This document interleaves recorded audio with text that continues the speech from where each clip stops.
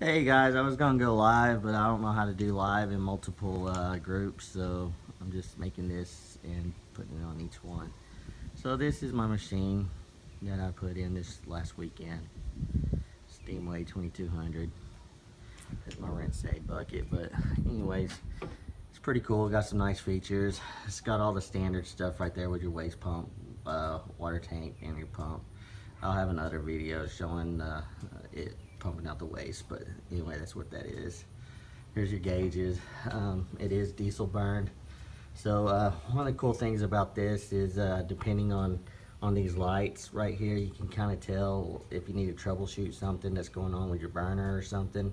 Depending on what those lights are doing, you can kind of tell if you're getting water flow or if your burner is not coming on, something like that. This also has a flow test. Has that little button right here. You don't have to have the engine running to do it. You just need the key turned into the on position, and you just hit that and you listen for a click, and that will tell you if your flow switch is bad or not. So moving on, pressure selector. This right here, you can, I've already said this in the other video, but you can preset each one of those: medium, high, low. Low is up to 200 psi, so if I wanted 200 or 100, you know, when I swap it to low, it just automatically goes to my preset. Same thing with high, that goes up to 1000 psi, so it might be a little bit more, but I can set it up for that. And of course, medium goes anywhere between 0 to 475, so I can always have, you know, if I'm doing two jobs like tiling, grout, and carpet, if say I'm doing carpet and I'm working at 475, I put it at medium there. And if I want to go to tile and grout, it's just a simple swap over to high, and it's already set to do tile and grout. So that's pretty cool.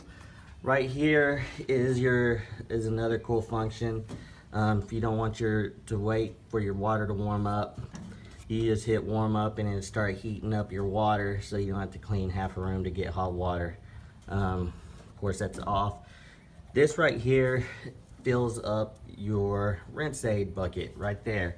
So if I'm out of water and I'm ready to fill that bad boy up, all I gotta do is turn that right there, and it forces water into the bucket. That way I don't have to deal with hoses and all that.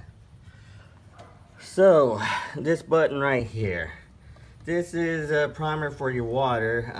And on the old units, if you had pulsation or air in your lines, or you had a leak or something like that, you would have to disconnect the water in the rear of the machine. Well, they did away with that, so all you have to do is you do have your machine off, but you flip that and it forces water into your system. So if you have pulsation or air getting in there, so you'll just look for a leak, and that's what that does right there. You just flip it up, and that helps you troubleshoot.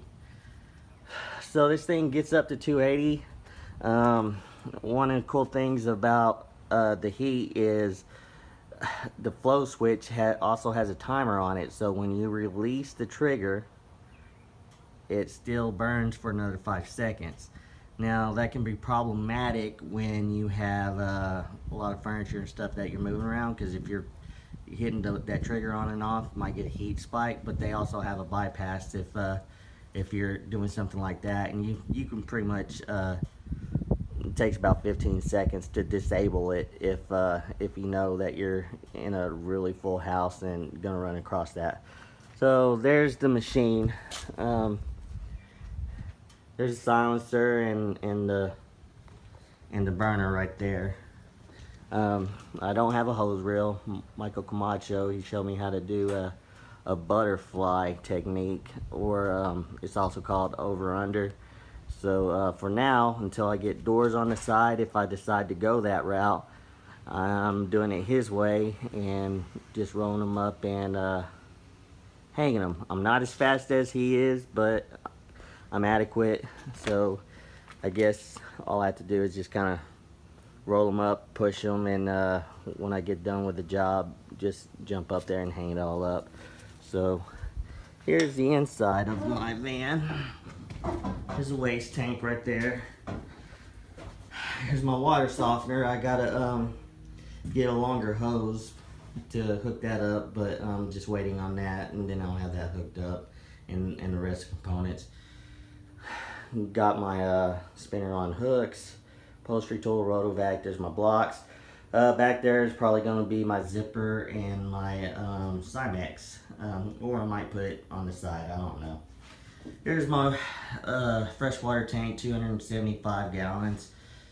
It's I don't have a pump for it yet, but once I do have it, it should be here in a day or two, and I'm gonna hook it up, and I have plenty of water, no doubt. So anyway, so as you can see, plenty of room, plenty of room.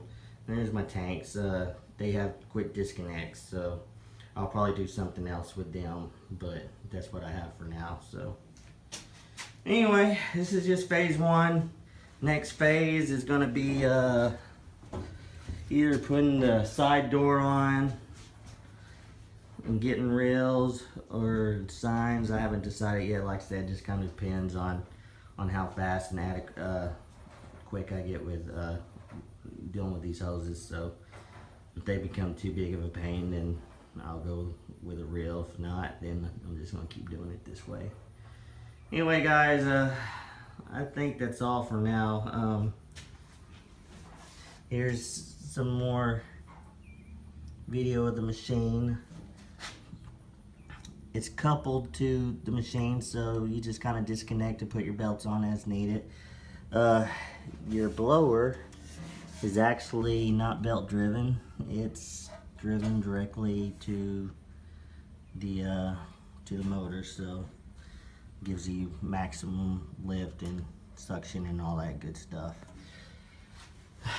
And that's a 5 gallon per minute water pump. So anyway, I think that pretty much covered everything. Hope you all enjoyed it.